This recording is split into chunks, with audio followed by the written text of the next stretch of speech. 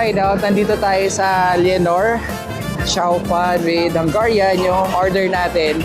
Tandaan natin yung budget natin, 500 lang. So, ilan yung mapagkakasya natin na pagkain dito. Maglalagay tayo ngayon ng mga iba't ibang sauce para mas lalong sumarap. Lagay natin ng gravy, mayo, spaghetti, ketchup.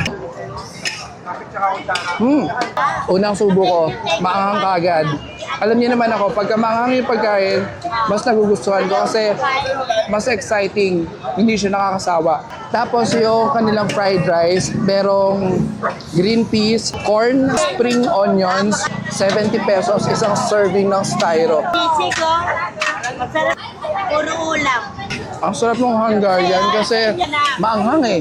Kumbaga, may additional sipa siya pag kumakain ka. Top.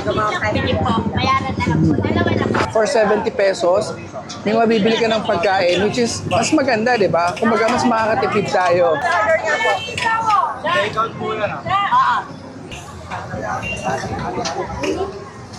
Sarap.